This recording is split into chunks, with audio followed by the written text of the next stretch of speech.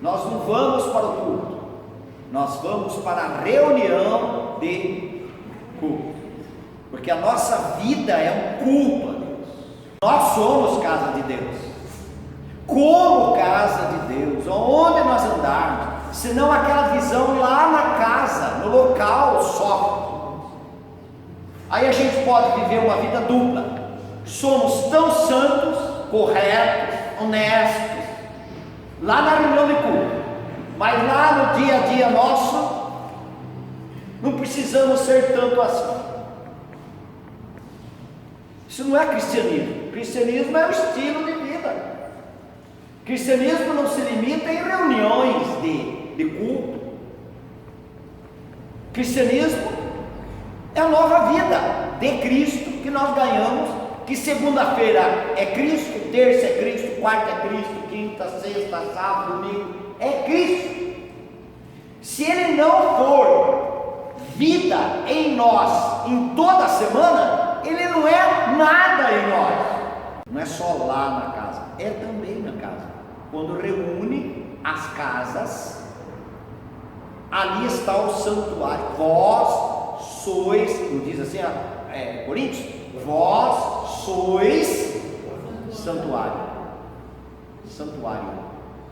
Vós sois santuário. Quando nós estamos reunidos. Mas quando nós estamos individualmente, nós somos templos da habitação do Espírito Santo. Nós somos casa de Deus. Aonde for. Alguém vai na academia, lá você é casa de Deus. Aonde nós estivermos, dando aula, jogando futebol, casa de Deus. Trabalhando na roça, casa de Deus. Ou nós o somos. Nós somos templos santos. A Bíblia diz que nós somos sagrados. Aí eu posso deixar o sagrado lá na reunião de culto, lá na igreja. Agora aqui eu posso viver a minha vida na carne. Ou é vida no Espírito, ou não é vida no Espírito. Ou nós somos espirituais, ou somos carnais. Ou um ou outro. Por isso que fica muito complicado a religião. Nós temos um comportamento aqui dentro, nas reuniões, depois outro. Não preciso tanto porque eu não estou lá na igreja. Agora se eu estivesse na igreja, paz do Senhor, irmão. Graça e paz, maravilhoso, Jesus, aleluia, amém. Toda essa linguagem. Mas lá fora, é como às vezes eu faço uma brincadeira. Dentro da igreja é paz do Senhor, lá fora é pau do Senhor. Lá em casa, pau na cabeça dos outros. Não funciona assim.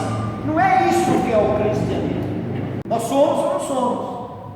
E quando você olhar, eu ia falar, nós somos perfeitos. A palavra perfeito no Novo Testamento significa maduros.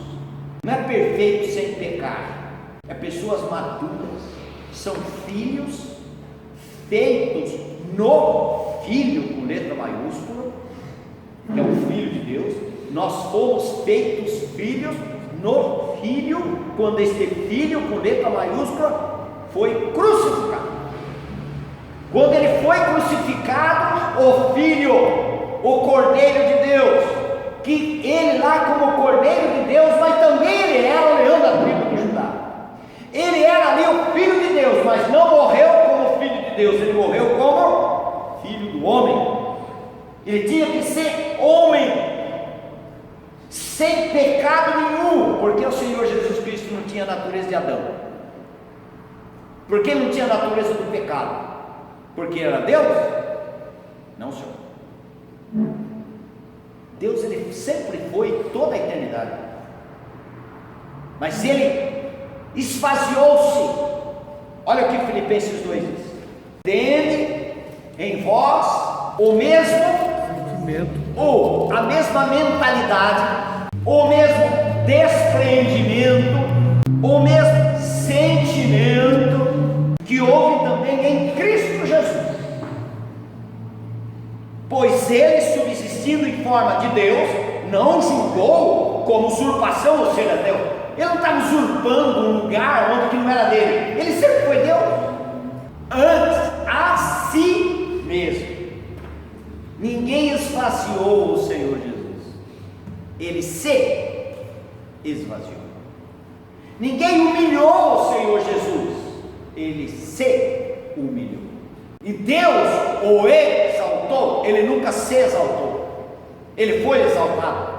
Vamos ver o texto seguinte, ele diz: antes a si mesmo se esvaziou, assumindo a forma de servo, tornando-se em semelhança de homens, e reconhecido em figura humana, a si mesmo se humilhou. Alguém fala: coitadinho, humilharam ele, humilharam. Na vista das pessoas que não tinham revelação da obra de Deus, podiam até chegar a essa conclusão: estão humilhando ele mesmo.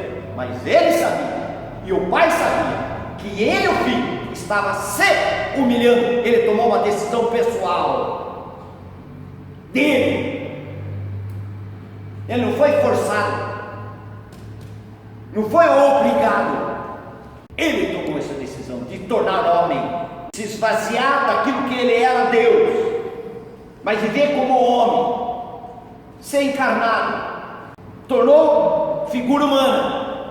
Ele só desceu, ele estava lá em cima, começou a descer, despencar. Para que será que ele estava descendo? A si mesmo se esvaziou, assumindo a forma de servo, tornando-se em semelhança de homem, e reconhecido em figura humana, a si mesmo se humilhou, tornando-se obediente até a morte e morte de cruz. Ele vai até a morte e morte de cruz. Ele só desceu. Por que ele só desceu? Para encontrar eu e você que estávamos caídos. Por isso que ele diz em João 12:32: e eu, quando for levantado da terra, eu atrairei a todos. Eu vou atrair a todos que estão caídos.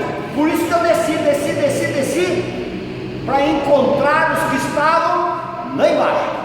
O meu e o seu problema é que poucos de nós reconhecemos o nosso real estado de estarmos lá embaixo. Nós achamos que somos os caras. Eu sou bom, não faço isso, não faço aquilo, não mato, não roubo, não faço mal para ninguém. Eu sou gente boa. Não é isso que a Bíblia diz. Por isso que o Senhor Jesus Cristo desceu. Aí, depois que ele desceu, foi morte, obediente. Eu e você somos obedientes? Por natureza? Eu e você somos? Pega uma criança e fala assim: não coloque a mão ali. Vocês pais já viram isso? Não coloque a mão ali, vira as costas. O que a criança vai fazer? No ato. Aí se você fala: não bota o dedo na tomada, porque dá choque, faz isso e tal. É só você falar, virar as costas. O que a criança vai fazer? A desobediência está na natureza, minha e sua. Você está vendo a necessidade de nascer de novo? Não adianta aceitar Jesus. Nós precisamos saber que Ele já nos aceitou. Nós não amamos a Deus, é Ele quem nos amou primeiro. Nós não aceitamos a Jesus, é Deus que nos aceitou em Cristo, quando Cristo nos atraiu lá no seu corpo na cruz. Deus nos aceitou em Cristo. Não é muito mais seguro saber que Ele me aceitou do que eu o aceitei? É muito mais seguro, gente. Eu sempre recordo aquele cântico: segura na mão de Deus. Lembra lá? É assim: segura na mão de Deus, segura na mão de Deus, segura na mão de Deus e vai. Aí o Evangelho é: segura na minha mão, segura na minha mão, segura na minha mão que eu vou. Esse é o Evangelho. Esse é Deus descendo, segurando a nossa mão, para a gente poder ir.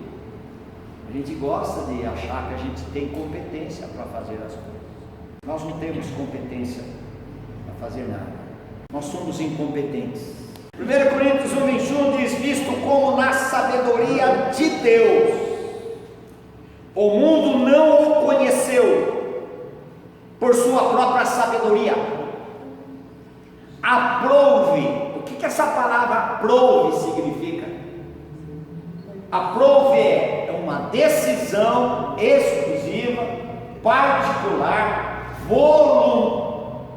voluntária, amorosa, espontânea, livre da parte de Deus, uma decisão exclusiva dele.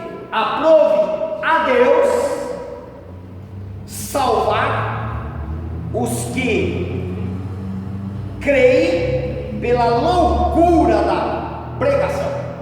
Qual é a mensagem que leva o homem à salvação? Alguém diz: mas se eu ler o Salmo 23, versículo 1, o Senhor é meu pastor e nada me faltará, eu posso ser salvo com esta palavra. Não, você pode ser atraído por esta palavra. O Espírito Santo atrair a sua atenção. Onde salva o pecador é o versículo 18. O que diz? Certamente a palavra da cruz é loucura para os que se perdem, mas para nós que somos salvos, aonde está o poder de Deus? Lá no monte, quando os gravetos ficam todos iluminados? Onde está o poder de Deus? Em uma reunião onde as pessoas entram naquela sala, começam a orar e apagam a luz, só quem gosta de trevas, eu sei quem é e você também sabe. Tem gente que gosta, entrar numa sala, apaga a luz e fala: vamos orar aqui. Quem gosta de trevas, a gente sabe quem é. Nós somos a luz, porque aquele que é a luz nos alcançou e nos tirou das trevas e nos transportou para, ele nos transportou do império das trevas para o reino do Filho do seu amor. Ele é luz. E aí ele diz qual a mensagem para as pessoas serem salvas. Versículo 22: porque tanto os judeus pedem sinais como os gregos buscam sabedoria. Versículo 23, juntos, nesta versão revista e atualizada: mas nós pregamos a Cristo crucificado, escândalo para o religioso, loucura para os que não têm nenhuma expressão religiosa. Gentio não é salvo, os não salvos.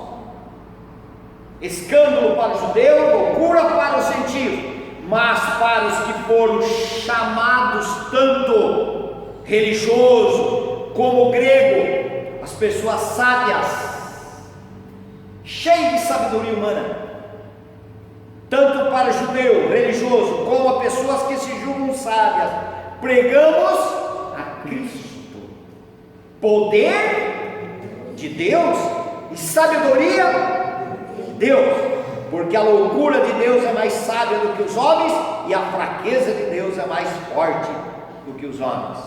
E ainda em 1 Coríntios capítulo 2, versículo 2, porque eu decidi,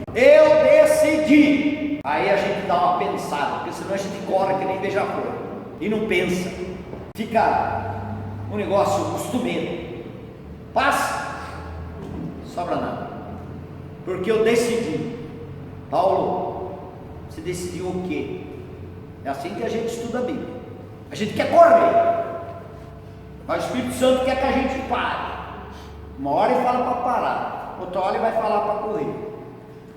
Nesse instante ele quer que a gente pare, medite, pense, porque o nosso culto é racional também, não é só emocional não. Culto emocional, na terça-feira acabou. Tudo aquelas emoções do domingo acabou, porque foi só emoção. Eu decidi o que, Paulo? Apóstolo Paulo, eu decidi nada saber. Você não quer saber mais nada? Eu decidi nada saber entre vós, não é isso? Sobre vós, saber entre vós, senão, eu não quero saber nada de vocês, senão uma coisa só. O que Paulo queria saber? Jesus Cristo e esse crucificado.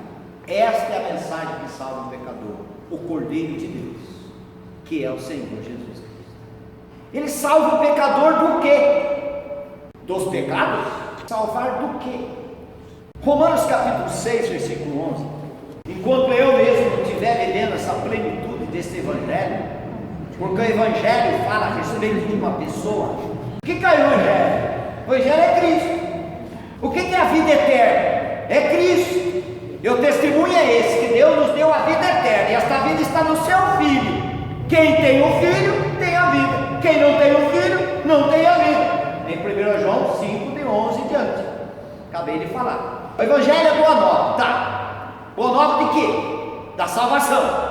Qual foi a mensagem? Qual é o assunto? Que eu concluí que foi uma boa nova para mim. Qual é o assunto? É isso que a gente precisa estudar, devagar. Qual foi a boa nova? O Evangelho é Cristo. Qual a boa nova? O que Cristo fez, realizou, em benefício, em favor do pecador. Eu preciso saber disso. Eu vou só falar, é boa nova? Que boa notícia é? Qual é a notícia que você disse que foi boa? Eu preciso saber. João 12, 32 e 33. O que está dizendo? E eu, quando for levantado da terra, todos atrairei a mim mesmo. Aqui faz de conta que é a cruz. A cruz. Então vocês dois é como fosse um soldado romano. Aquele soldado lá, lembra lá que crucificou Jesus? Quando ele crucificou Jesus, ele crucificou Jesus lá, quando estava de pé lá, batendo prego lá, ou quando estava no chão? Quando estava no chão, Davi falou aqui. Quando estava no chão. Então o Senhor, quando estava aqui na terra, ele diz assim: quando eu for levantado da terra, ele foi crucificado na terra, na cruz, colocado na terra, ok? E ele diz: vocês vão levantar devagarzinho, porque vocês dois são os carrascos do soldado romano, ok? Tá. Então ele diz: quando eu for levantado da terra, então o soldado romano está levantando Jesus, crucificou Jesus, crucificou, se colocou o prego lá, então coloca o prego. Colocou aqui, ó, aqui, porque se colocasse aqui, escorregaria aqui, entraria, não seguraria. Foi o prego, ele colocou bem aqui, porque aqui não tem jeito, tá bom? Vocês pregaram já Jesus ali na cruz, e agora vocês vão fazer o quê? Fala bem, ó. Levantar. E ele, quando estava aqui na terra, disse que quando Jesus, eu for levantado da terra, eu vou atrair a todos os pecadores. Ok? Então vou levantando Jesus devagar, está pesado. Levantou Jesus e crucificou. Ele diz: quando eu for levantado da terra, eu atrairei todos os amigos. Esse foi o momento que Jesus Cristo nos atraiu no seu corpo. Não atraiu a nossa atenção, nos atraiu inteiros, como adâmicos, como natureza do pecado, condenados a eternamente no inferno. E aí ele está dizendo: quando eu for levantar da terra, todos atrairei a mim mesmo. Em quais ocasiões nós fomos atraídos no corpo de Cristo? Porque o Senhor Jesus Cristo foi levantado da terra em 3 ocasiões. Ele foi levantado da terra na sua crucificação. Olha o texto 33, ele está falando. No 32 ele diz: quando eu for levantar da terra, atrairei todos a mim mesmo. E aí, para nós sabermos qual das 3, ele vai falar no 33. Isso dizia de que gênero de morte estava para morrer. Então, quando ele nos atraiu quando? Quando ele foi crucificado, quando ele estava para morrer. Se nós estávamos em Cristo e ele morreu, quem morreu? 2 Coríntios 5, 14 e 15. O amor de Cristo nos constrange, julgando-nos isso: um morreu por todos, logo todos morreram. No 15 é: mas os que vivem não vivam mais para si mesmos, mas vivam para aquele que por ele morreu e ressuscitou. Quantos morreram por Cristo? Morreu. Todos. Quem são esses todos? Eu. Todos os que foram atraídos. Se eu criei, então também posso dizer: eu fui morto com Cristo. Está vendo a diferença? Ele morreu por mim. Só isso. Ele morreu por mim. Ele perdoou os meus pecados. Até agora estou falando do Cordeiro de Deus. Cordeiro do homem, não falei do Cordeiro de Deus ainda. Não, ele morreu por mim, o Cordeiro de Deus, ele morreu por mim, ele derramou sangue, porque sem derramamento de sangue não há remissão de pecados,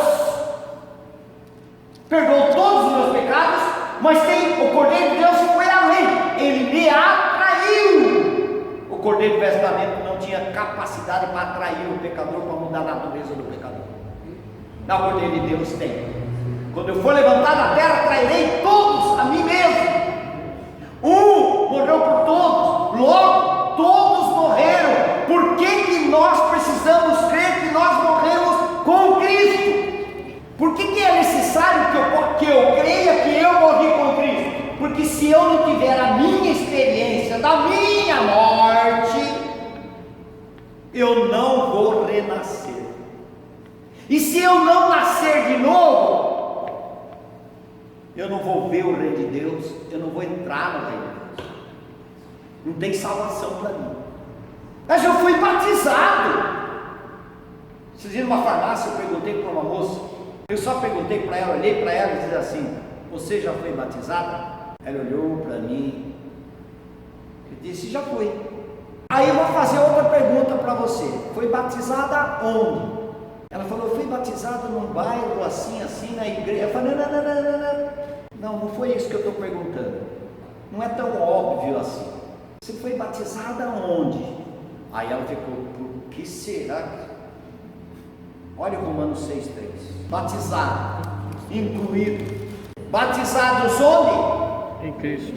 Tá certo, você foi lá, foi na denominação A, B, sei lá o quê, naquele batistério, tudo bem. Mas eu quero aprofundar mais um pouco com você. Vê o que a Bíblia diz: porventura ignorais que todos nós que fomos batizados. Lembra que o Senhor Jesus Cristo disse: quando eu for levantar da terra, eu atrairei todos a mim. Nós estamos sendo batizados onde? Em Cristo. Essa palavra "em" significa dentro, no interior de. Porventura ignorais que todos nós que fomos batizados. A palavra batismo significa o quê? Por isso que é a importância do ensino. O que é uma gasolina batizada? O que a pessoa fez quando batizar? Essa pessoa incluiu, ela misturou, tornou uma coisa só. Essa é a palavra batismo. O que significa a palavra batismo? União, mistura, sepultamento. Só sepulta morto, viu, gente? Antes, quando ele é incluído, ainda não. Ainda está colocando o que não deveria estar lá, como um batismo de gasolina e tudo, né? O sujo. O que aconteceu? Nós éramos sujos, pecadores, fomos incluídos em Cristo, misturados em Cristo.